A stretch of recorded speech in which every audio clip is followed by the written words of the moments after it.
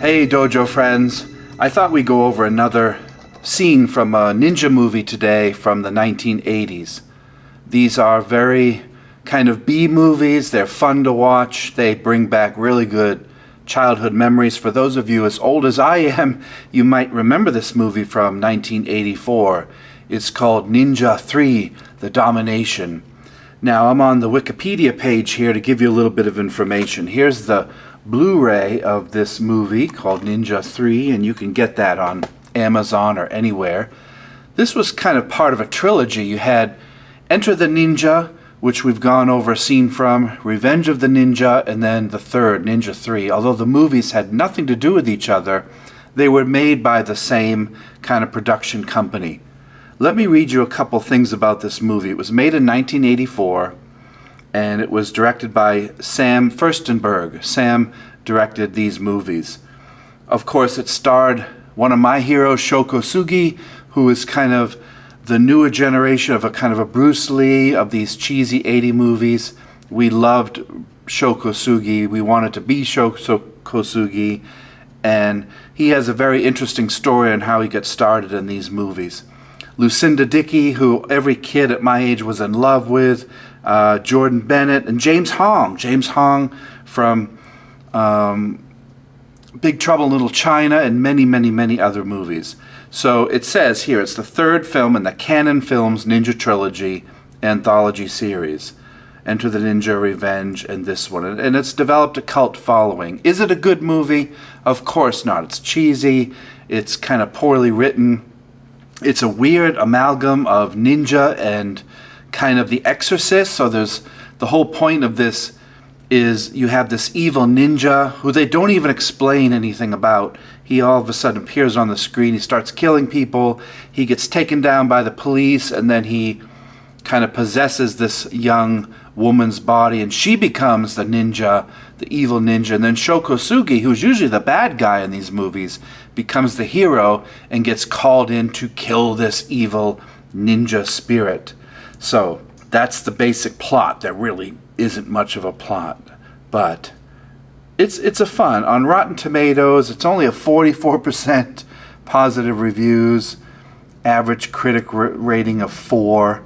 But why did we love these so much? First of all, in context, we didn't have much entertainment. This was on what's called a VHS videotape, and you had stores you had to go to, and you'd have to walk there, of course, and you would rent a tape. You'd bring it home, you'd find something like this, and you would just eat it up. You'd bring your friends over, you get your snacks ready, and you would watch this movie. Then you'd rewind it. You had to get up and physically rewind it, and then you'd play it again and again and again. Then you would bring it back the next day. If you didn't, you get a late fee. If you didn't rewind your tape, you get a fee. So you'd make sure you'd rewind it, and then you'd rent it the next weekend, perhaps even the next day. We would go to the video store every day after school and get a new VHS tape. And for a kid my age, at age 11, 12, this was the perfect movie for entertainment, just overall fun.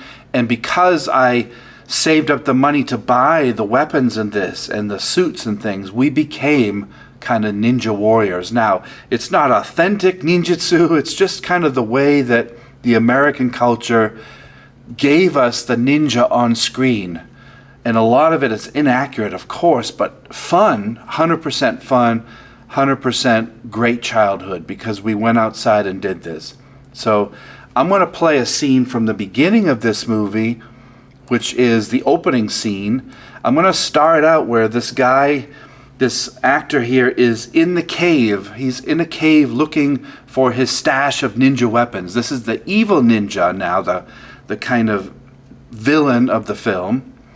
And because it copyrighted left and right, I have to talk over it. I hope you don't mind, but that's kind of what commentators, you have to talk over it.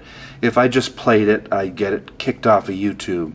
So excuse me for talking over it, but I'll explain kind of things that are happening a little bit. I'm not going to talk the whole time, but you can see, again, as a kid, how we love this movie. It does have violence in it, so expect that. Back then, we didn't care about that as much. We weren't shocked by it. We weren't offended by anything.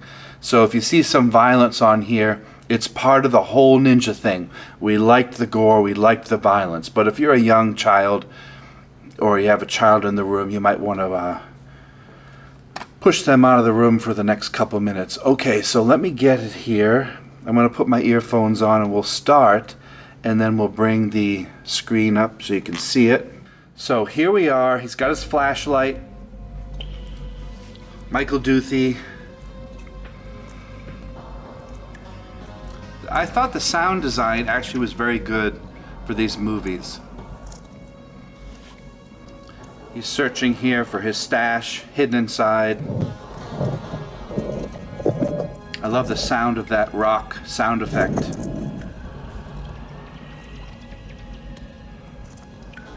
There he is grabbing his sword. So I made one of these. I had a box that I put light in to put all my ninja weapons on. Love the sound of that sword being drawn. Good sound design. Of course, we had to have this sword. We ordered it. It was very expensive at the time. So here's this guy in the golf cart. We don't know who he is. None of this is explained at all. He's some businessman that the ninja was either hired to assassinate. Here you can see he's got bodyguards. So here he is putting on his ninja suit, grabbing his stars,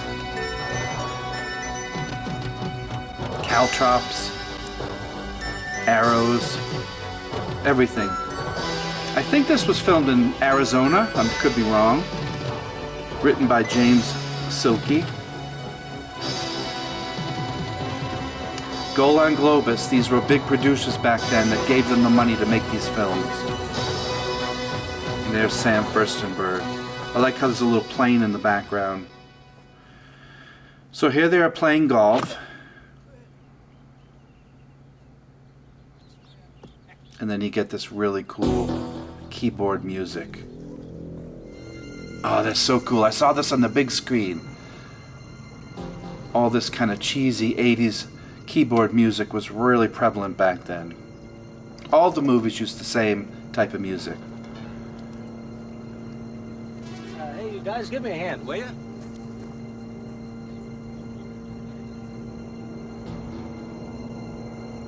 And I like this ninja suit. I like how it was a different color. It kind of matched the background. That's correct. Grabs the golf ball. And crushes it. Of course, that's not real, but fun. There's an Omotegyaku. Some of the fight scenes pretty good. I love this. The movement, the rising shin kick, the shuto to the head. This is getting dumb. Here comes the shuriken. And this part, even as a kid, we laughed at. It was so unrealistic. The idea of shooting a blowgun to stop a bullet.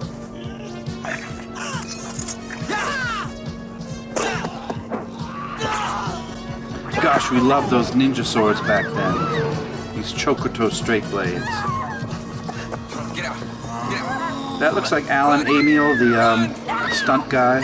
And then they cut in this guy's face. Superhuman strength.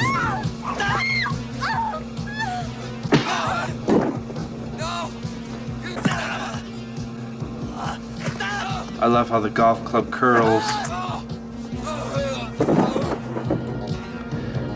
So you can see it's got some fake violence in it, but hey, as a kid, we love that stuff. It's funny back then on the VHS tapes, you couldn't see faces very well because of the quality of the transfer. So you can kind of see that it's obviously an actor playing the close-ups and then a stunt guy, you know, and all the physical parts of the martial arts. Alan Amiel, Steve Lambert, Shoko Sugi. These guys were in all these movies. I don't think Mike Stone was in this movie. Look how the cop cars are designed back then. Gosh, this makes me feel old watching it.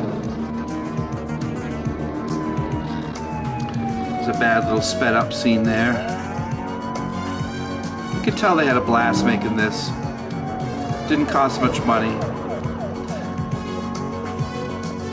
So he's trying to escape. He just murdered a bunch of people, Cops are going to catch up with him.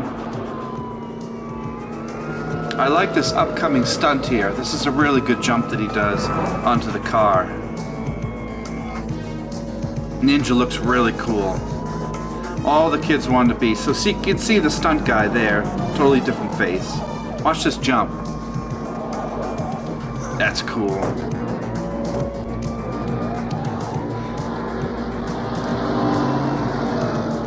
Get the gun. Off the son of a bitch. Draws his sword. Nasty cut to the back. I don't know what he did there. I don't know if he just punched through the metal. Here's some shuriken. He's got 2 of them. Of course, how did he hit them in the chest when they have this giant windshield in the front? But you gotta suspend belief with this stuff.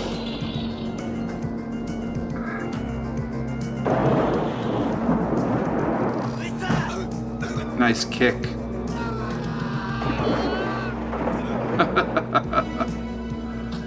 Here comes the helicopter. All units, we have a 1020 at Western Lake, Municipal Golf Course. Proceed with caution. I repeat, proceed with caution. Over. 10-4, we're on our way. More and more cops coming in to get this evil ninja.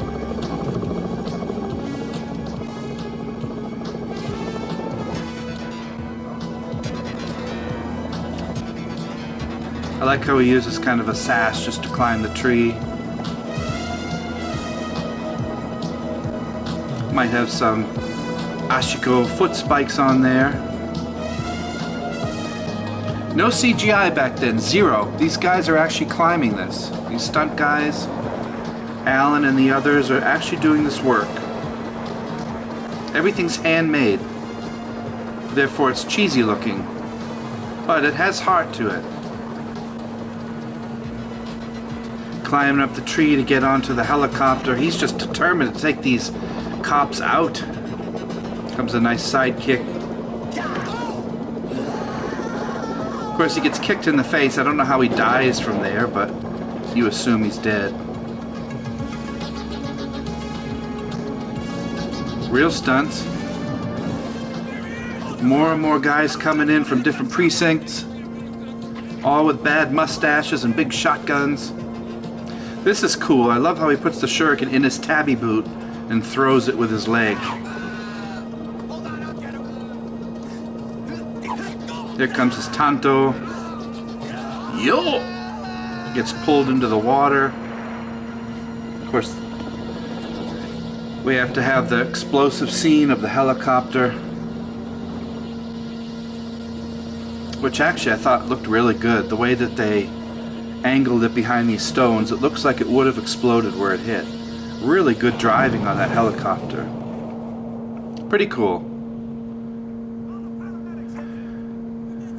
Good idea dropping the music out at this point. It kind of makes you wonder, where is he? The ninja has disappeared. Uh-oh. Using intonjitsu, the art of concealing using the earth around you. He's got a blowgun. Massive overacting.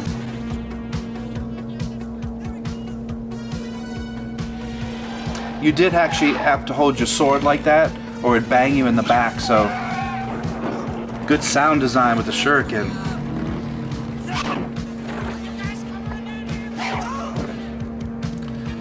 Just killing all these law enforcement agents. God, we loved the shuriken back then. We would throw these all day long at trees. Not the brightest thing shooting at each other when they're circled around, but throwing knives, caltrops, reverse grip swordsmanship, good sound design. Love it. Of course, these cops would be shooting each other. They're actually cross-firing into each other. It's so dumb, but again, you gotta let go of any type of reality. So they're just riddling him with bullets. Is he dead? All of these survivors are who the ninja goes after later. So all of these characters, the police officers, are who the ninja gets later. Ties into the plot. Still alive! How many bullets can he take? Well, you find out later that he's kind of a demon, a kind of a demon ninja spirit. So he's superhuman. Just getting blasted away. I love this. The way they did that smoke bomb, the way his body disappeared into it was so well done. Even as a kid, I was so impressed with that. This guy in the front's the main character who falls in love with Lucinda Dickey. So you have 5 men left. 1, 2, 3, 4, 5. These are the cops that the ninja goes after. It's part of the plot. Come on, spread out. Let's get him. Let's go. Come on. They don't know where he went. Miraculously, with a little tiny $2 smoke bomb, he was able to make himself disappear into the earth, which is obviously dumb. But as a kid, even as a kid, 11 years old, I'm like, that's stupid. Got to get rid of your reality. So this is where Lucinda comes in. She's a pole climber, and that kind of goes into the plot. He eventually finds her, he gives her his sword, and through the sword she becomes possessed with the spirit. She becomes to gain these characteristics. She's kind of a powerful role model. She becomes this ninja warrior. She gets all these skills. She starts to find out with visions who killed her in the life before. She starts to become the ninja. She goes after these guys. It's cool because you have a female assassin ninja. So back then, as a female role model character, she was great for all the girls that were in our friendship. They loved her. They loved her as an original superhero, kind of like a Sarah Connor. And back in the 1980s, that was pretty rare, so it was a good role model. Then she goes on, I forget some of the plot. It's terrible. Shokosugi gets hired to come in and take out this bad ninja. He doesn't know it's a girl yet, and then he finds out it's this Lucinda Dickey character.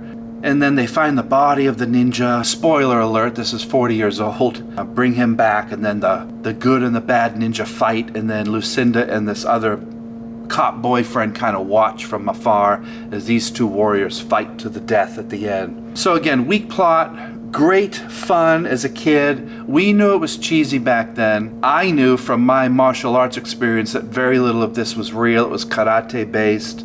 But with the weapons, as a kid, you were totally attracted to those. Great sales tool. They didn't have marketing or anything. But after you saw this at the movies, you would literally go and buy a magazine like Asian World of Martial Arts or Black Belt magazine. You go to the back, and there would be ads for swords, and you would spend your money, however you could earn it back then, by raking leaves or washing cars or mowing lawns. And you would save up $120 back then for a sword, a Shokosugi sword, and then you'd buy a shuriken. They were legal back then. They weren't sharp. You would buy all these ninja weapons, which most of the time weren't sharp at all. They were kind of cheaply made in China. But you would pretend. We didn't have the internet, no computer. We might have had Atari, but that's it. And you would go outside and you would dress up completely like a ninja. I'm talking mask and all. You'd put your sword on your back. We'd go out into the cornfield and we would fight each other. Not exaggerating. We would have all of us dressed as ninja and our swords, and we'd tape the swords so they wouldn't hurt you, and we would fight each other. We'd throw shuriken at each other. We would actually get and make smoke bombs. We would create all these traps for each other. We would go into tree houses and attack from above. We would use chestnuts and carve them out with flour inside of them so that we could throw them and they would explode in white powder. We would use anything you could imagine as a ninja weapon, and that was our imagination. We became Shokosugi. We became ninja warriors in our little tiny dinky neighborhood in Massachusetts. And I'll bet there were thousands of people, if you're old enough, that were just like me, that did the same thing. And I'm sure you'll comment below at how these movies were special to you. Nowadays, of course, the kids think this is old and dumb, and I understand it. A couple will kind of connect how we did. There's always some from a new generation that connect with the old. Just like I used to like to watch old movies from the 50s or the 60s. Now, this is ancient stuff. Of course, for us out there, this seems like yesterday. But for you younger folks out there have a whole new generation. You grew up with Lord of the Rings and Harry Potter and even newer stuff now, and this stuff will seem obsolete. Your martial art now is called Jiu-Jitsu, or mixed martial arts, MMA, and that's kind of your thing for now, and that'll come and go, as all things do. In the 1980s, I was involved with what's called the ninja boom, which is when everything was about ninjutsu, and then it kind of faded into obscurity, and then Steven Seagal came along with Aikido, Jet Li, and all of these other guys came in, and now it's kind of MMA and Jiu-Jitsu, ground fighting, sports stuff, and then that'll go away, and karate or ninjutsu or something else, kung fu, will come back again. Everything in martial arts and media is a cycle. And for us, Ninja 3: The Domination, to me, was the worst of the three of the trilogy. Revenge of the Ninja was definitely the best. That's the second in the series. And Enter the Ninja was a bit better. Ninja 3 was the worst because it kind of added in this, this superstitious stuff and all the possession and all that. I think they were trying to rip off The Exorcist or something, and that kind of fell in there. Because back then, producers still had a lot of power, and they could tell the directors kind of what they wanted to do. But these are original scripts written by somebody, and we loved them. Loved them as kids. God, what inspiration. Nowadays, you wouldn't give this movie 2 stars, never mind 4 or 5. So how do I like it? I like this movie for the nostalgia part of it, for some of the visual effects. I like the sound design. Acting wasn't good, story's terrible, plot's bad. Shokosugi with an eye patch as a Suba guard. You can't go wrong. The guy's amazing to inspire a young little kid. I would give this movie, out of a 10, about a 3, if that. A 3 out of 10 for its qualities, and probably a 8 out of 10 for fun and inspiration to now, 40 years later, run a school of martial arts with hundreds of students. I would not have done any of this had I not seen this little cheesy movie in 1984. Ninja 3: The Domination. He is the ultimate killer. She is the perfect weapon. This is a cool movie, you guys. You don't have to buy it, of course.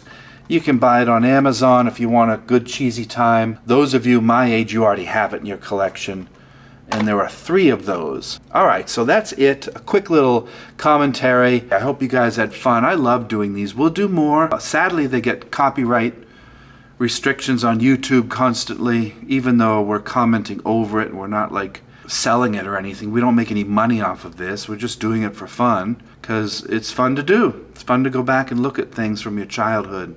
So comment below. Have you seen this movie? What did you think? Did you have a favorite part? If you're old enough, do you remember seeing this at the movies like I did? Are you going to go out and rent it now? Or I should say stream it, because maybe you want to see more of this movie. Thanks for watching, everybody. I always appreciate your time, and I hope you had a little bit of fun on this light video here today.